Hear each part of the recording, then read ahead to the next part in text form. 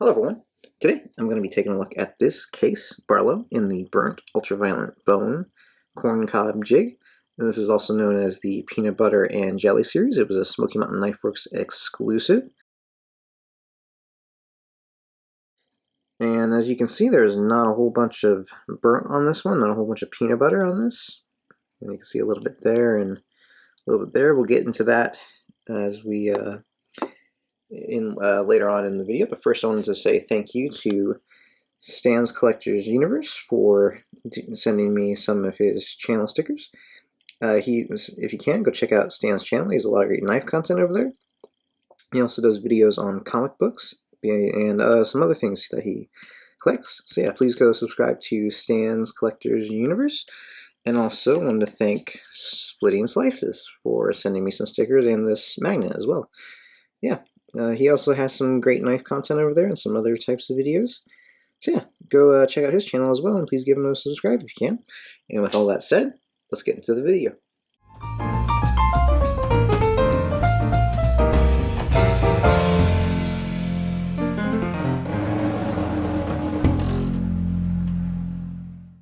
First off, let's start with the measurements of the knife. The overall closed length is about 3 3/8 inches long.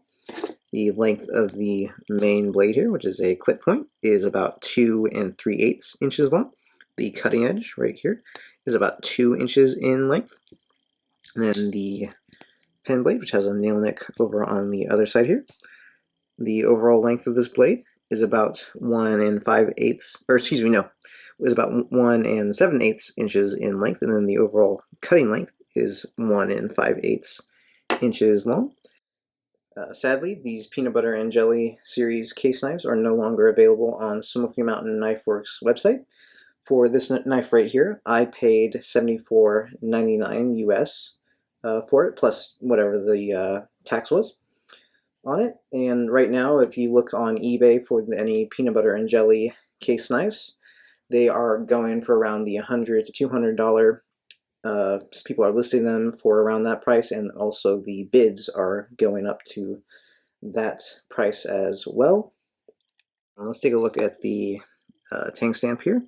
So on the pen blade, you have the USA tang stamp there, and then the designation numbers there. Let's see if I can get them. And these are not stamped; they are etched, which is a big downside in my opinion. I wish they would go back to the stamps because the etching could potentially rub off, where a stamp would last longer and be a little bit more permanent. And you can see that some of the stamping is a little light on this. It's hard for me to show you the numbers there, but you have USA, and then you have 6 for the bone, 2 for the number of blades, and then 009.5, which is the pattern, this Barlow pattern, and you have SS for stainless steel. But yeah, you have a nice pen blade on this thing, and you also have a main blade, which is a clip point blade. Then there's your case XX etching right there, and then you got the 3 on the top, 3 dots on the top, 3 on the bottom for the year, which is 2024, which is the year this knife came out. Yeah, I really wish they would go back to stamping. I think it would look better because the etching, it kind of brings down maybe the value a little bit in my opinion, and yeah, just kind of makes it feel a little cheaper. You have half stops on both of these blades, really nice half stops, good walk and talk on this knife. Then you also have half stops on the pen blade as well, good walk and tough. It's a little stiff, but I think over time that should fix up, or at least it should loosen up a little bit where it's a little bit smoother. Yeah, you have a big nickel silver bolster, and just like any other Barlow pattern, you have just the big bolster on this side, and kind of just the bone on this side. Right there, you have your shield right here, which is the Arrowhead shield with case on it. This is one of my favorite shields.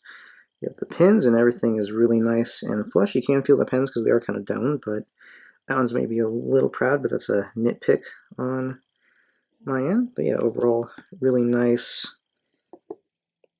fit and finish on that part. As far as gapping is concerned, I don't really see a whole lot in this knife right here. I don't really see any. Let me see if I hold it up to the light. There's, oh, just, if I can see it, just a tiny bit of light coming through there, but that's honestly a nitpick. Blade centering is pretty much right down the center. Maybe the main blade is favoring the, what would be the left of the blade, right, or the left of the knife right now. But you know, fit and finish on this knife is really good. Everything's nice and flush, pretty flush transitions. I can feel that one slightly. You do have pinched bolsters right there as well. And then so this knife, it is kind of sharp. So, yeah, here, let me just show you. I have some paper here. It will cut the paper. Let's see if I can do this on camera. It will cut paper, but it's a little rough. I don't know if you can see that, but it's kind of tearing it. So the edge is all right. You could definitely cut with it, and the pen blade is the same. I wish that was a little bit better. And that about does it for this knife, except for one thing, and that is the bone. And as I alluded to earlier, this bone does not have a lot of burn on it. You have a little bit of burn there, a little bit of peanut butter, so to speak. And then you have a tiny bit there on the edge, and then a tiny bit here, and you do have some white, which is pretty cool. I mean, don't get me wrong. This bone looks beautiful, and I don't believe the camera does it justice. It's a nice purple, kind of a bluish purple almost. I mean, it's a beautiful bone, and I'm kind of torn on how I feel about it, because this was not the only peanut butter and jelly knife that I bought. I had two more, which had really good burn jobs on them. But on the other hand, if this was the only peanut butter and jelly knife I got, not having any peanut butter on it, that would probably disappoint me. So yeah, I've got mixed feelings about it, because it's cool that I got a purple Barlow, essentially, or purple bone Barlow. But if it was the only knife I got, or if it was the only knife someone else got, it would be disappointing, because there's no peanut butter on it. And then this is supposed to be a peanut butter knife, not a jelly knife. So yeah, it looks pretty, it looks beautiful, but there's hardly any peanut butter. So, I don't know, I'm torn. But I think that's going to do it for now for this video. Thank you all for watching. Yeah, let me know down below what you think about the barely any burn on this knife. Do you think it's okay? Do you think it's not? I don't know. Someone might have really liked just a purple Barlow, so I don't know. Yeah, sorry. I'm just rambling at this point, so I think I'm going to call it for this video. Thank you all for watching. Keep your pens filled and your knife sharp. I'll see you later.